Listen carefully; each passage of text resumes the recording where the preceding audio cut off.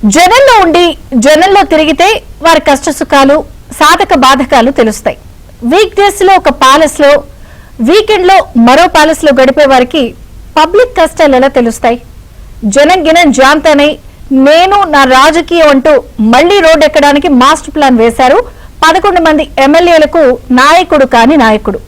3 నెలల క్రితం సొంత పార్టీ కార్యకర్తను బలి తీసుకున్న ఘటన కళ్ల ముందు ఇంకా కదలాడుతూనే ఉంటే మళ్లీ అలాంటి రోడ్ షోనే నిర్వహిస్తాం, అనుమతి ఇవ్వాలి అంటూ చాంతాడంత లిస్ట్ లో తమ గొంతెమ్మ కోరికలను పోలీసుల ముందుంచారు వైసీపీ లీడర్లు.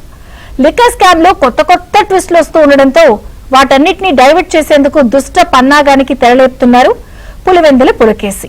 తమిళనాడులో హీరో విజయ్ ఇటీవల నిర్వహించిన షోలో ఏం జరిగిందో అంతా చూశారు. అయినా జాతీయ రహదారులపై తన బల ప్రదర్శనకు అనుమతి కావాల్సిందే అంటూ అడిగిన జగన్ రెడ్డి అండ్ బ్యాచ్ కు మైండ్ బ్లాంక్ అయ్యే కౌంటర్ ఇచ్చారు అనకాపల్లి ఎస్పీ.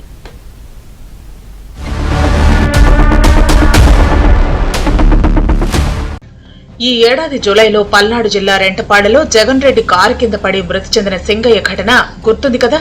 వైసీపీ కార్యకర్త అయిన సింగయ్య జగన్ కారు ముందు టైర్ కింద పడి రోల్ అయిన సింగయ్యకు పక్కటెముకలు, మెడ భాగంపైకి కారు టైరు వెళ్లటంతోనే మృతి చెందినట్లు డాక్టర్లు నిర్ధారించారు.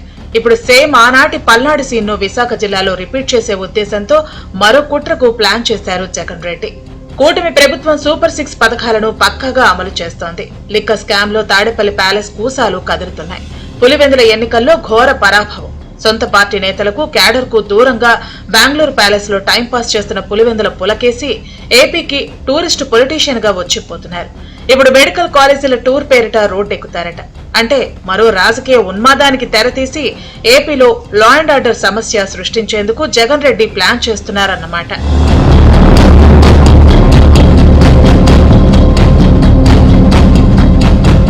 కూటమి ప్రభుత్వం ఏపీలోని మెడికల్ కాలేజీలను పీపీపీ మోడ్లో అభివృద్ధి చేసేందుకు ప్లాన్ రెడీ చేసింది.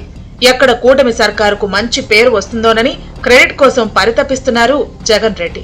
తన హయాంలో మెడికల్ కాలేజీలు చాలా గొప్పగా నిర్మించినట్లు వాటిని తానే స్వయంగా జనానికి చూపించే కలరింగ్ ఇచ్చేందుకు ఈ నెల 9న నర్సీపట్నం మెడికల్ కాలేజీ సందర్శిస్తానని ప్రకటించారు జగన్ రెడ్డి. నర్సీపట్నం మెడికల్ కాలేజీను చూసేదాని కోసం నేను 9వ తారీఖు నా ప్రోగ్రాం పెట్టడం జరిగింది. జగన్ రెడ్డి నర్సీపట్నం వెళ్లేందుకు ఓ పెద్ద సీన్ క్రియేట్ చేయాలని ప్లాన్ తో అనకాపల్లి ఎస్పీకి గొంతెమ్మ కోరికలతో అనుమతి అడిగారు వైసీపీ నేతలు. విశాఖ నుంచి మాకవరపాలెం వరకు 63 కిలోమీటర్ల దూరం. భారీ కాన్వాయ్తో రోడ్డు షోకు పర్మిషన్ కావాలంట. ట్రాఫిక్ ఇబ్బందులు, ప్రజలకు అసౌకర్యం కలగకుండా వెళ్లేలా జగన్ పర్యటనకు అనుమతులిస్తామని క్లారిటీ ఇచ్చారు అనకాపల్లి ఎస్పీ తుహీన్ సిన్హా. జాతీయ రహదారి రోడ్డు మార్గంలో కూడళ్ల వద్ద జన సమీకరణకు వైసీపీ ప్లాన్ చేస్తున్నట్లు తమ వద్ద సమాచారం ఉందన్న ఎస్పీ విశాఖ నుంచి మాకవరపాలెం చేరేందుకు హెలికాప్టర్లో వచ్చేలా జగన్ రెడ్డికి అనుమతి ఇచ్చామని, రోడ్ షోకు పర్మిషన్ ఇవ్వలేమని స్పష్టం చేశారు ఎస్పీ తుహీన్ సిన్హా. ఎందుకంటే ఇటీవల తమిళనాడులో హీరో విజయ్ నిర్వహించిన రోడ్ షోలో 41 మంది ప్రాణాలు కోల్పోయిన ఘటనను ఉదహరించారు ఎస్పీ. ఫార్మర్ సీఎం గారు ఒక X+Z+ సెక్యూరిటీ కేటగిరీ కింద ఉన్నారు. So that is a major security risk.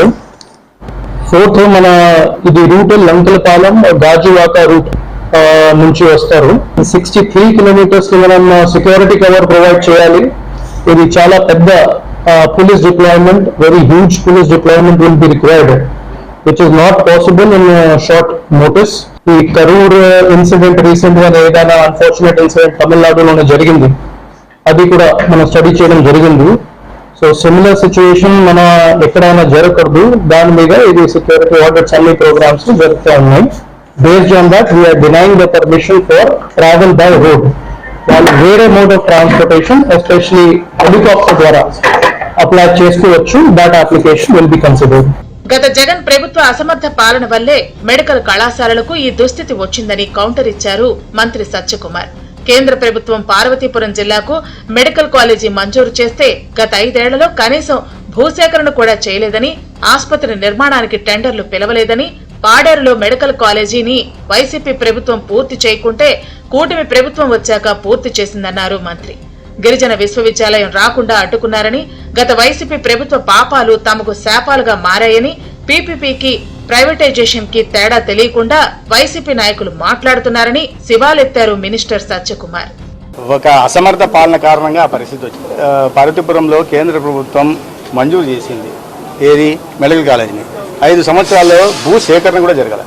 కూటమి ప్రభుత్వం వచ్చిన తర్వాత 15 నెలల్లో నేను దాదాపు 800 కోట్లు బకాయిలు చెల్లించడం కానీ సేఫ్ క్లోజర్ కోసం కానీ ఖర్చు పెట్టడం జరిగింది. సమస్య అంతా ఇవాళ 2 సంవత్సరాలు 5 సంవత్సరాలు మేము నిర్మించలేకపోయాం. 2 సంవత్సరాల్లో వీళ్ళు నిర్మించి అద్భుతమైన వైద్య కళాశాలను మొదలు పెడతారనే వాదంతో దీంతో జీర్ణం చేసుకోలేకుండా చేస్తున్న విమర్శలు తప్పిస్తే విమర్శలు మేము పట్టించుకునే పరిస్థితులు లేం. ప్రైవేటైజేషన్కి తేడా తెలియదంటే ఆయన అవగాహన రాహిత్యమైన ఉండాలా లేదా రాజకీయ లబ్ధి కోసమన్నా ఇట్లాంటి కుట్రలు పన్నుతూ ఉండాలా? ఇటు జగన్ జమానాలో జరిగిన లిక్కర్ స్కామ్ పై ఆధారాలు ఒక్కొక్కటిగా బయటకు వస్తున్నాయి. గత 2-3 రోజులుగా లిక్కర్ పై ఉక్కుపాదం మోపుతోంది కూటమి సర్కార్. అట్ ది సేమ్ టైం కల్తీ మద్యం తయారీ గ్యాంగ్ ఆట కట్టించింది.